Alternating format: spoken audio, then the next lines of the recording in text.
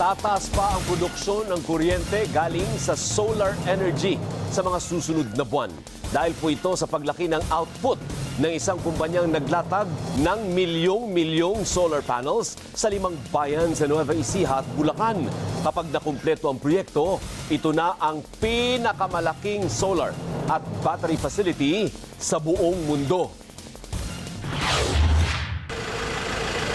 Sagana sa sikat ng araw ang Pilipinas kaya akmang-akma sa solar energy. Sa bayang ito sa Nueva Ecija, hindi lang libo-libo kung hindi milyon-milyon ang solar panels na ginagamit ang lakas ng araw para makagawa ng kuryente. Hindi na issue ang paglubog ng araw para sa M-Terra Solar dahil kasali sa pasilidad ang daang-daang bloke ng baterya na nagcha-charge sa kasagsagan ng araw. Ibig sabihin, dahil na-charge ang mga malalaking bateryang ito na parang bahay ang sukat, kaya pa ring mag-supply ng kuryente hanggang gabi. 8 in the morning hanggang 9 in the evening. Kasi pag solar panels lang, alas 4, alas 5 ng hapon, wala na yan. So kami hanggang alas 9 ng gabi, isang bloke yon na magsusupply sa Meralco ng 850 megawatts. Itinayo rin ng kumpanya itong substation para maayos na makadaloy ang kuryenteng nanggagaling sa mga solar panels at battery papunta sa transmission grid. Kailangan ng battery dahil hindi pwedeng unstable o inconsistent ang kuryenteng galing sa solar na dadaloy sa sistema. Sa ngayon, nasa 130 megawatts ang sinusupply na kuryente ng M-Terra Solar. Pero lalaki pang isusupply sa Meralco at Luzon grid sa mga susunod na buwan.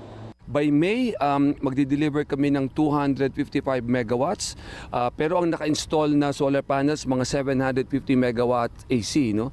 And then by August, yun yung first phase na tinatawag namin na completion na 600 megawatts yung isusupply na namin kay Meralco at magdi-declare kami ng commercial operations. Pero gaano nga ba kahirap i-manage ang ganitong kalawak na pasilidad? Mahigit 4,000 hektarya ang sakop ng proyektong ito. Sa ngayon, nakalatag na ang mahigit 5 milyong solar panels sa 5 munisipalidad na sakop ng 2 probinsya, ang Nueva Ecija at Bulacan. Kapag nakumpleto na ang M-Terra Solar Project, ito na ang magiging pinakamalaking integrated solar and battery facility sa buong mundo. Mga 1 taon lang, natapos na agad ang Phase 1 at tatapusin ang Phase 2 bago mag-March 2027. At lahat ng mga namumuno sa napakalaking proyekto, puro Pinoy. Libong trabaho ang hatid ng Integrated Solar at Battery Project mula sa engineering hanggang sa taga-install at tagalinis ng solar panels kapag kumapal na ang alikabok at dumi. Nag-train din ho kami ng mga 600, more than 600 na mga tao ho, to be able to come with us, trained by TESDA. So yung kakayahan na nakuha nila, pwede nilang gamitin sa ibang projects. Pero hindi ba sayang ang libo-libong ektaryang lupain na hindi magagamit sa agrikultura? I'm very careful in saying that they are unproductive land, but generally ho, walang regular revenue for the local government. With this project, once completed, will certainly generate additional revenue for the local governments in terms of real property tax and of course the business tax. Bukod sa oportunidad, malaking ambag din ito para mabawasan ang paggamit ng mas maruming sources ng enerhiya gaya ng diesel at coal.